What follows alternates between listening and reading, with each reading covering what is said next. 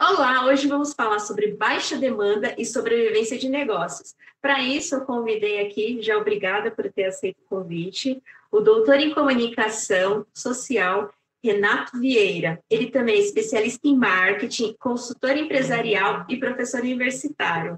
Tudo bem, Renato? Como você está? Tudo bem, Hélida? Vamos ter uma excelente conversa e tenho certeza que vai fazer muito sentido para as pessoas que nos virem. Que bom, fiquei muito feliz que você aceitou o convite. Sim, nos conhecemos há alguns anos já, se eu não me engano, vai fazer uns 10 anos já, né? É bom a gente não fazer conta, né? É bom, né? Que eu também não entrego a minha idade. Ai, ai, ai. Olha, o tema que nós vamos falar, né, é super relevante, né, dado o momento, mas como nós estávamos conversando agora há pouco, a questão de baixa demanda é algo recorrente, né? Principalmente na economia brasileira, que passa por tantas dificuldades, por problemas estruturais, né? E por conta disso, acho que esse assunto é muito relevante, mas nesse momento, como você estava falando, a pandemia se escancarou, né, em alguns negócios, porque não é só uma questão que, está com uma baixa demanda. É de fato, como uma frase que você comentou comigo ontem, o cliente sumiu, não tem cliente. Então, por mais assim que a empresa tente, é um momento muito delicado. Então, sim, acho que a nossa pauta ela é muito relevante porque é sobrevivência mesmo, e é não só da empresa, dos funcionários da empresa, do proprietário da empresa. Então, é uma questão bem humana, até além de financeira. Então, Você assim, sabe, muito obrigada. Pode falar. utilizando inclusive uma frase que você colocou agora, exatamente. Então, tem um filme cujo título, eu acho que era Apertem os cintos, né? O piloto sumiu. Então, a gente substitui o piloto pelo cliente, é o fato que está ocorrendo, né? E como é que nós vamos atrair esse cliente de novo, né? Dentro desse novo maneira de agir, de viver, de pensar, e os cuidados essenciais que os protocolos sanitários, né? Porque é muito raro você ter na história algo parecido. Talvez mais próximo disso ocorreu há 100 anos, né?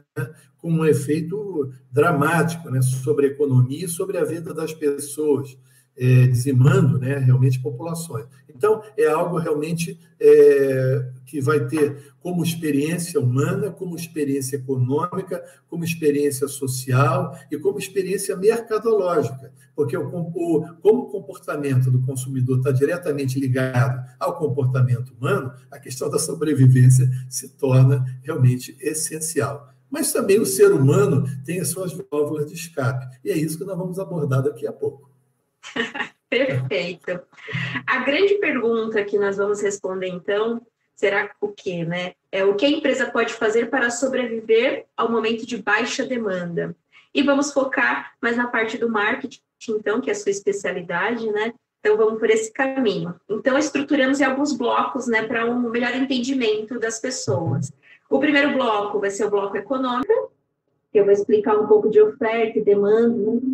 O segundo bloco será a parte de marketing, que você vai explicar o comportamento do consumidor, o marketing, microambiente, né, macroambiente. E o último bloco, vamos dar algumas dicas do que as empresas podem fazer para sobreviver nesse momento. Perfeito. Okay. Perfeito, Renato? Vamos lá. Então, vamos ao primeiro bloco? Vamos lá. Uma parte econômica, né? Tirando minha cola de lá. Ai, professora, ainda tem cola, né? Como pode? Então, vamos lá. O primeiro bloco, a parte econômica, primeiro temos que entender um ponto, Renato. O que é demanda? Muitas pessoas pensam que demanda é, de fato, a pessoa comprar o produto, mas a demanda não é a compra efetiva. Demanda é o consumidor procurar o produto, e quando ele procura, são por dois fatores. Um, que ele tem desejo de consumir aquele produto, então, às vezes, ele está procurando porque ele tem um desejo. Ok, muitas pessoas fazem isso, né? Principalmente algumas mulheres. E haja desejo, e haja desejo. E o segundo é a questão que a pessoa tem dinheiro para comprar, então ela tem o poder aquisitivo, pode ser crédito, cartão de crédito, né? Ou pode ser até mesmo dinheiro. Então, para ter demanda, a pessoa precisa do quê? Ter como comprar, ter a renda, ter o crédito e ter o desejo. Então, a demanda é querer e poder. Aí, o que acontece nesse momento? Olhando pelo conceito, então, da teoria econômica, da demanda. Renda. Muitas pessoas tiveram uma queda da renda, porque até mesmo questão de desemprego, então ocorreram muitas demissões, a taxa de desemprego aumentou bastante. Pessoas que têm renda atrelada a... Qual que é o termo? Comissão. Pessoas que têm renda atrelada à comissão também tiveram uma queda da sua comissão, então caiu a sua renda. E donos de empresa tiveram queda da sua renda. Então, aqui você já tem um fator que é muito importante para a demanda, que é o básico. A pessoa não tem como comprar, ela não tem dinheiro para comprar. E se você me permite um ingrediente, eu lembro também até da economia informal, que ela é proporcionalmente muito elevada no Brasil, né? E diante disso, muita gente também perdeu. Imagina um diaristas que não tem vínculos empregatícios, né? Mas, ao mesmo tempo, tinham vários locais onde trabalhava e dali ela tirava a sua renda, né? A maioria, pelo menos, é mulher. Então, você tem aí uma queda brutal também nessa área, né, da informalidade. Não é à toa que eles receberam um tratamento também diferenciado aí nos programas de governo. Sim, o auxílio emergencial foi focado mais nos autônomos, né? Também é outra queda de renda e fica até marginalizado, né? Porque quem aí ficou desempregado tem como pedir aí o seguro-desemprego, pode sacar o seu FGTS, então tem aí, digamos assim, um colchão para reduzir um pouco essa queda de renda, mas no caso dos autônomos é até mais pesado isso daí, é do dia para a noite você não ter renda, então afeta muito a demanda mesmo, né? Nem tem como não ver uma queda brutal da demanda só por esse primeiro aspecto, que é o quê? A pessoa não ter o dinheiro ou o crédito para consumir. A questão da preferência do consumidor, né? A pessoa querer, esse daí é muito mais ligado ao marketing, né? É ligado, então, ao desejo da pessoa. E isso daí, ó, eu vou deixar para você explicar no segundo bloco, que você aprofunda mais, explica esse comportamento do consumidor, como é que o marketing pode auxiliar nesses fatores aí. Esse daí é mais simples, para quem está com dinheiro nesse momento, né? Isso é mais fácil, muito mais tranquilo de se trabalhar. Um outro determinante que determina a demanda, Renato, ele é bem relevante, que é relacionado a preço de outros produtos. Como assim? Por exemplo, você tem um certo produto, vou dar um exemplo, refrigerante. Você vende refrigerante, você pode fabricar refrigerante, e você tem o quê? Produtos substitutos ao refrigerante. Pode ter produtos com um preço menor ou um preço maior. Marcas conhecidas, marcas desconhecidas, regionalizadas ou não. Então, a questão do bem substituto é algo que vai determinar também a demanda. Por quê? Numa situação como agora, de queda da renda, ocorre o quê? Um efeito de substituição que uma parcela da população migram para o quê? Produtos que têm um preço menor. Então, a pessoa ela precisa ou deseja comprar aquele produto, mas por uma questão de renda, ela migra para outros produtos que têm um preço menor. Então, esse efeito de substituição é bem interessante também em se observar, porque no momento de crise econômica como agora, você tem o quê? Uma desestruturação de alguns preços. Então, ocorre realinhamento de alguns preços setoriais. Então, alguns produtos que mudam muito o seu preço para o quê? Conseguir trabalhar esses efeitos de substituições. São conhecidos de substituições. Permite só um complemento.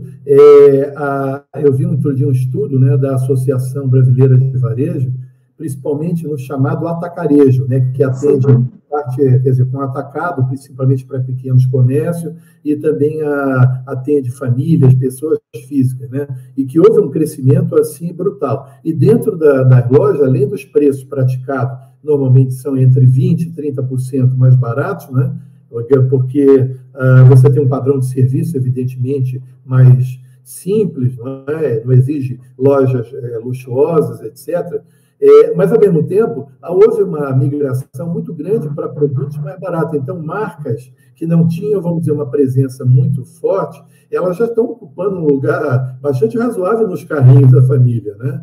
E a gente vê, simplesmente, que as pessoas realmente querem tomar, vamos dizer, um refrigerante, ok, se contenta, talvez,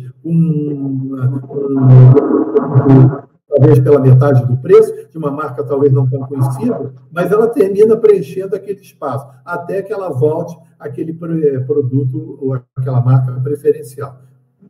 E olha que interessante, Renato, isso que nós citamos agora. Isso mostra o quê? Que para algumas marcas que não tinha uma grande participação do mercado, ou uma marca assim mais regionalizada, ela é o quê? Uma grande oportunidade. Sim. Porque justamente você tem esse efeito de substituição, como nós chamamos de economia, das grandes marcas ou daquele produto que é um pouco mais caro, mas a pessoa costumava comprar até de consumir em restaurante delivery, ou o que for, e a pessoa faz o quê? Acaba migrando para esses mais baratos. E às vezes ela pode até gostar. E depois, pós-pandemia, após passar tudo isso, ela continuar com esse produto, com esse consumo. Então, olha já um ponto aí interessante a se observar, né? Em termos até de sobrevivência. Tem um setor especial que eu chamo a atenção, que é o setor, por exemplo, de massa de tomate. É surpreendente a quantidade e a variedade de marcas hoje existentes. E o tomate, claro, ele tem suas oscilações de preço por conta de safra, por conta de uma série de fatores, né, que terminam influenciando, né, o preço final desse produto. Mas essa linha massa de tomate, pelo menos eu observo muito, que eu gosto de entrar numa loja e olhar a gôndola, né? E observar o comportamento das pessoas no ponto de venda. E é notável a variedade. Tanto assim que a gente já começa a pensar, será que é bom? Será que não é? Aí está em promoção? Então, isso mexe, né, com a cabeça do consumidor. E, claro, se a experiência valer, ele vai voltar a repetir e, quem sabe, se tornar um cliente mais habitual. Muito bem. Por fim, o último ponto de demanda que eu gostaria de ressaltar aqui, da teoria da demanda, é a questão de expectativa da variação de preço e renda. Como assim? Esse fator da expectativa nesse momento, eu acho que está mexendo muito com a demanda de vários produtos, principalmente aqueles produtos que têm um preço, um valor agregado maior. Porque a pessoa está na dúvida. Será que eu continuarei no meu emprego daqui um mês, daqui um ano? Será que essas vendas vão se manter alta ou baixa? Então, como o futuro está muito incerto, a expectativa está ligada ao futuro, então a incerteza, esse risco, você tem o quê? Que muitas pessoas que nesse momento podem estar empregadas, que podem estar com uma renda elevada, tem um salário bacana, tem uma poupança, tem investimentos, que elas estão o quê? Deixando de consumir nesse momento com medo do futuro. Então, elas deixam de talvez trocar o carro, que era o plano para esse ano trocar o veículo, elas têm até o dinheiro para trocar, comprar à vista, mas não fazem. Por quê? Com medo do futuro. Então, você tem o quê? Alguns setores que estão relacionados a isso, e até mesmo a pessoa assim, opa, não vou naquele restaurante ou pedir delivery agora nesse momento, aquele restaurante que é um pouquinho mais caro, mas que habitualmente eu ia uma vez por mês, não vou consumir aquele vinho que eu gostava muito, que é um pouco mais caro, porque a pessoa está segurando um pouco com medo dessa incerteza do futuro. Exato. Então, só a expectativa de cair a renda, expectativa desse futuro incerto, do que pode acontecer ou não na economia, que é muito claro que estamos esperando aí uma recessão, que vai aumentar ainda mais o desemprego. Então, por essa expectativa negativa, a pessoa deixa de consumir. Então, isso também é bem ruim e afeta ali a demanda diretamente. Você ia falar, Renato, sobre isso? O psicológico, ele é muito importante, quer dizer, o psicológico apoiado em questões concretas, objetivas. Ninguém está falando que o medo, quer dizer, está diretamente ligado à questão, eu vou ter renda disponível, eu vou ter meu emprego. Por mais que você tenha produtos disponíveis e muitas das vezes num preço acessível, não, até por conta de alguma promoção ou talvez até um produto substituto que venha preencher aquela necessidade, mas o que eu estou vendo de uma maneira geral é que os produtos mais acessíveis, vamos dizer, eles ganharam destaque, tá? E aquilo que não envolva a um compromisso de longo prazo, vamos ver um caso de uma TV de, sei lá, de 50 polegadas. Bens de consumo duráveis, né? Bem de consumo durável. É claro que a pessoa vai pensar algumas vezes antes de tomar uma decisão, porque envolve, dependendo do caso, ou uma poupança do dinheiro que ele tem acumulado para comprar à vista, ou um programa de pagamento mais duradouro. Como é que a pessoa toma um crediário se ela não tem certeza do que vai acontecer? Né, para poder honrar esses pagamentos. E é lógico, os prazos de pagamento são cada vez maiores. Né? A taxa de juros, vamos dizer, de certa forma, ela também caiu. Né? Agora, tem alguns fenômenos que estão acontecendo, principalmente no varejo, em especial, eu destaco o trabalho, eu vou usar como exemplo, não é um comercial da rede, mas grande rede de varejo tinham planos para daqui a 2, 3 anos estimular principalmente as vendas remotas, vamos dizer assim. Né? Então, uma importante cadeia de loja, que tem mais de 1.000 pontos de venda, ela tirou da prateleira, literalmente, um plano que ela colocaria dentro de 2 ou 3 anos, colocou em prática em menos de uma semana e está tendo resultados fabulosos, que isso está diretamente ligado também no resultado que a empresa está tendo. Inclusive, como ela possui ações em bolsa, as ações dela valorizaram. Né? Então, essa empresa hoje, ela está, como valor de mercado, ela está muito mais apreciada do que no passado recente. E o que foi realmente o grande pulo do gato foi disponibilizar todos os canais possíveis, imagináveis, remotos, digitais, com eficácia.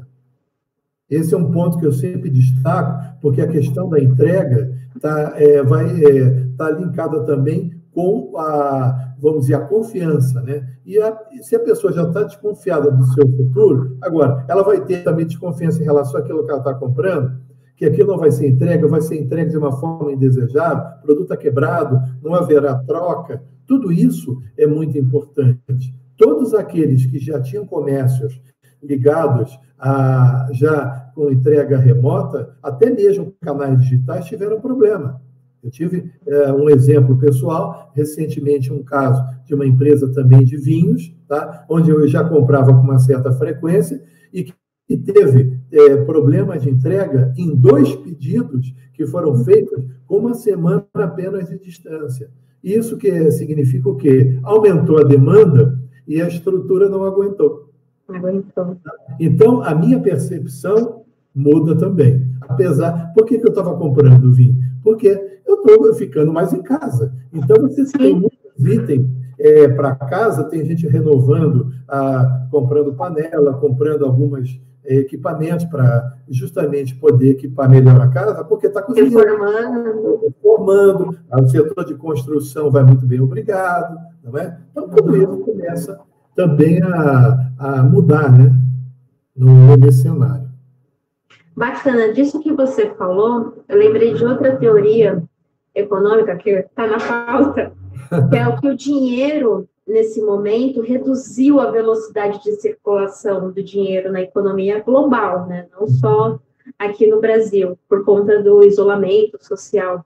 Então, isso também afeta muito a economia e a demanda. Porque se o dinheiro está circulando de uma forma mais lenta, você tem o quê? O dinheiro sai das pessoas físicas que receberam o salário e compra alguma coisa para a empresa. A empresa paga salário de funcionário. O funcionário consome das empresas. As empresas pagam o salário de funcionário. Então, o dinheiro circula na economia e por onde ele passa, ele deixa uma margem de lucro, ele vai deixando ali um valor, né?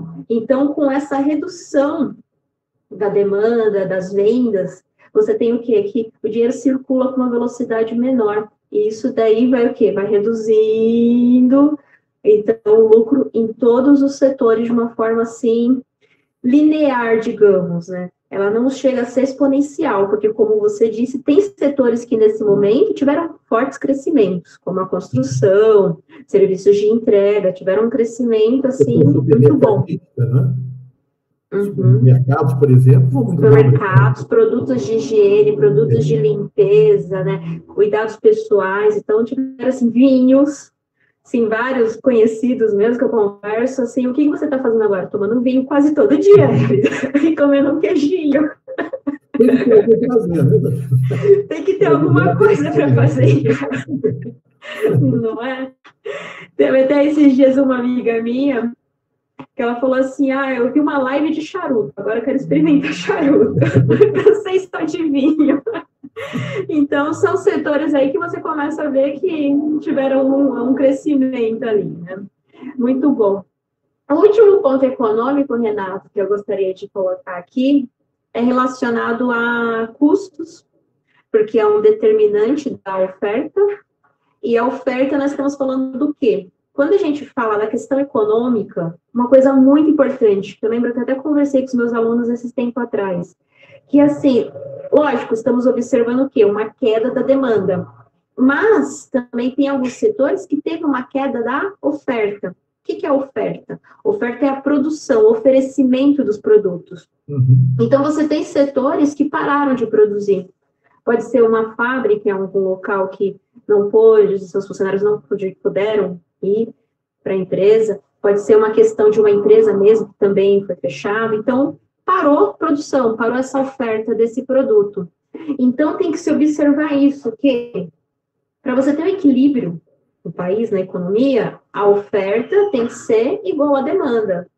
Porque se você tem, por um lado, que cai muito a demanda, como nós falamos, o consumidor não está procurando produto, e a oferta se mantém, ou seja, a produção se mantém, vai ter o quê? Estoque. Então, a empresa vai ficar ali com um monte de produto parado, isso é ruim.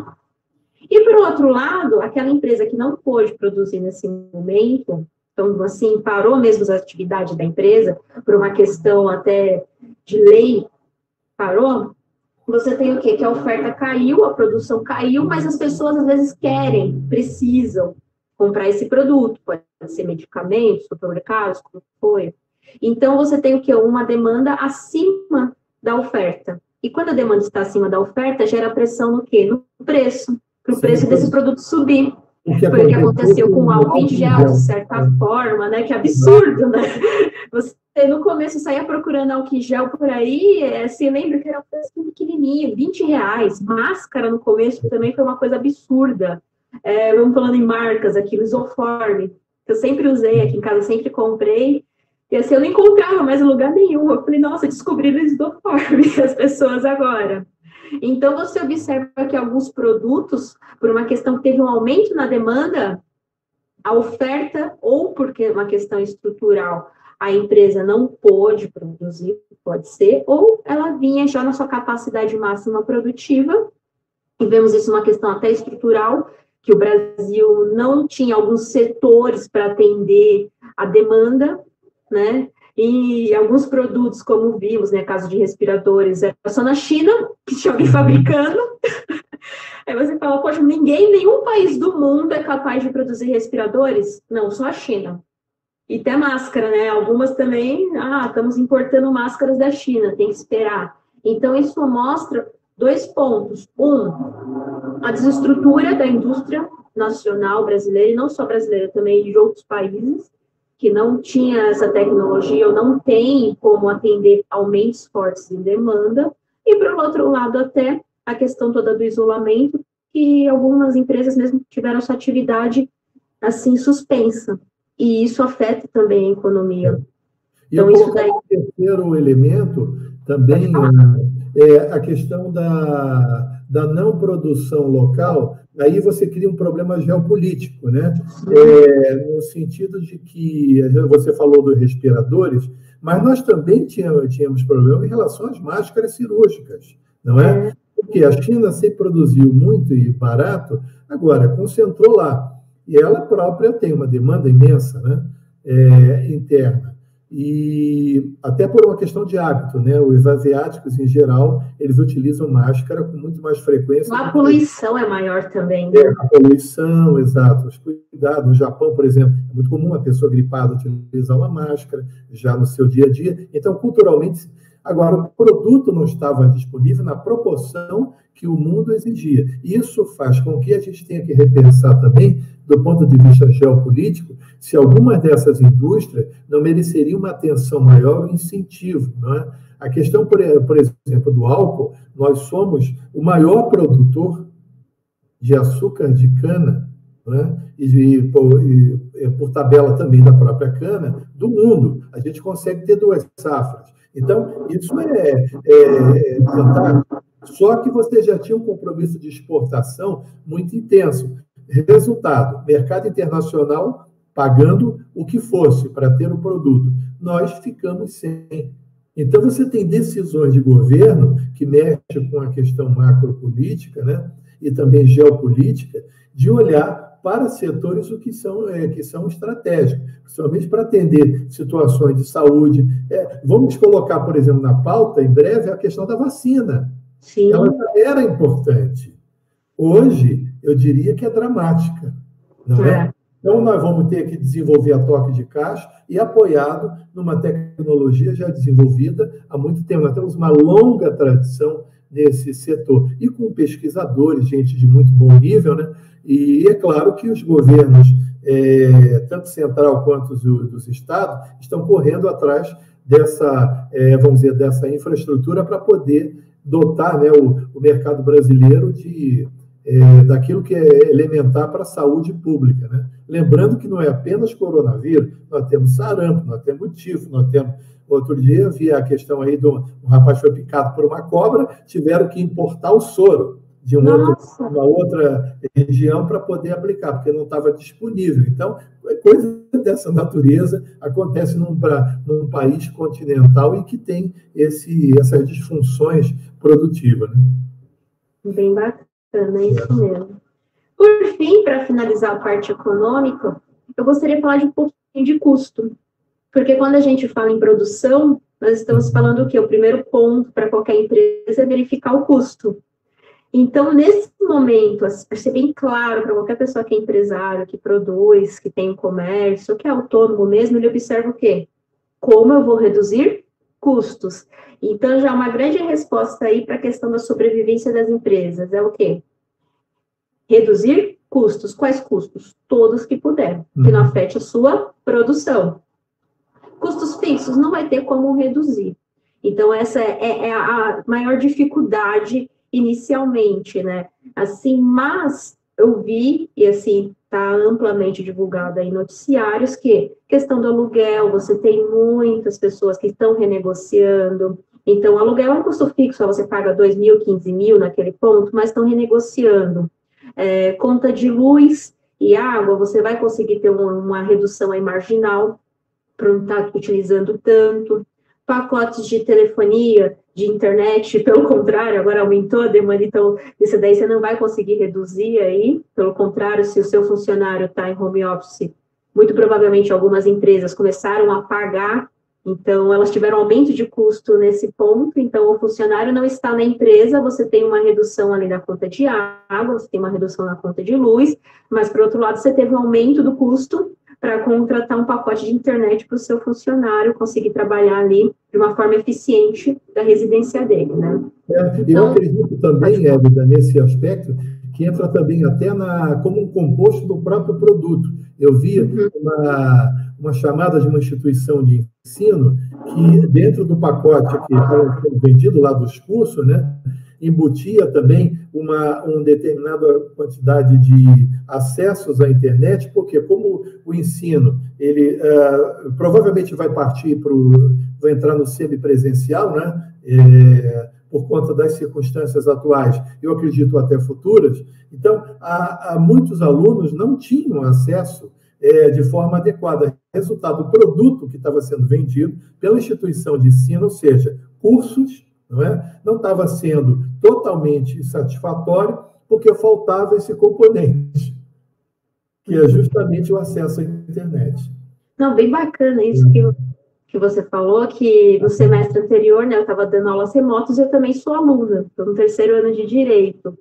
Então, eu observei, assim o oposto das faculdades. Uma, de fato, logo quando iniciou, falou assim, aluno, se você não tem internet, pode vir até a instituição, você tem um chip com tanto de internet. Isso. Sensacional. Então, o aluno que, de fato, não tem um pacote de internet, não consegue assistir um vídeo e acabar no primeiro dia, talvez, o pacote que ele tem contratado, ele conseguiu assistir a aula plenamente durante o semestre inteiro. E, por outro lado, a outra, o aluno pegava e falava assim, não tem como, então manda e-mail, e nada aconteceu. E aí, houve essa discussão que você está falando, que foi muito bacana, né? Os alunos falando assim, mas a faculdade vai reduzir ou não a mensalidade? Dado que contratamos um curso presencial e agora ele é live, é assim que estão chamando agora, que é live ao vivo, a aula. E aí eu falava assim, gente, vamos analisar um fator, que no caso dessa faculdade que agora disponibilizou para os alunos um chip com tanto de internet, a faculdade deixou, certo, vocês estão corretos de ter ali um pagamento com a conta de água e luz naquela proporção, mas existe um pagamento mínimo de conta de água e de luz também, que no caso do comércio não é também algo muito barato. Tem o IPTU, tem o condomínio, tem os salários, tem então 1000 fatores envolvidos que você não vai reduzir. E, por outro lado, eles tiveram aumento de custo com o chip. Então, imagina o quanto eles estão pagando com essa questão da internet que não era esperado. Então, é muito complicado, às vezes, né? A gente fala do custo de uma empresa, porque a gente não sabe bem ali quanto foi o aumento de custo para poder ter toda a transmissão mesmo, a aula funcionando em termos remotos, né? Exato. Tanto assim, nessa situação emergencial, houve, inclusive, um pacote, vamos dizer assim, programa de governo, né? Justamente para amenizar o efeito, né? Porque, dependendo do setor, no caso do serviço, você tem a participação vamos dizer, as pessoas, né? Os empregados, eles normalmente ocupam um espaço muito forte dentro do rol das despesas, né? E se você tem uma baixa de faturamento, teve alguns até que preferiram demitir para que os funcionários entrassem em programas de auxílio-desemprego para depois serem readmitidos lá na frente, caso a empresa conseguisse se manter funcionando e com demanda suficiente para recontratá-los. Então, de qualquer maneira, o fator custo é primordial. Eu digo sempre, não há ação de marketing que resista a uma realidade dessa natureza. E por isso que voltar-se para os custos é essencial. Eu diria que é o básico do básico, sem o qual você não consegue sobreviver diante dessa tormenta. Exatamente, porque você vai olhar, vai como procurar aí o seu ponto de equilíbrio. Então, o meu custo fixo, eu enxuguei ao máximo os custos da empresa. Então, eu preciso, no mínimo, disso aqui por mês, para não deixar de pagar alguma conta aí. Uma obrigação. Então, a partir daqui, eu preciso, no mínimo, vender isso aqui. Então, como trabalhar a partir daí na estratégia de marketing? Então, como eu vou vender esse tanto, como eu vou precificar isso aqui para conseguir, no mínimo, pagar os custos e sobreviver, passar por esse momento, sem aí deixar de pagar nenhuma obrigação. Então, acho que esse é o grande ponto aí inicial, e a parte econômica, então, eu encerro aqui. E aí, depois a gente vai dando pinceladas em cima dessa parte conceitual básica. Você tem algo a acrescentar, Renato? Não, eu vou tratar também de alguns aspectos, vamos dizer, fazendo a ponte entre economia e comportamento, né? E a gestão das empresas logo adiante.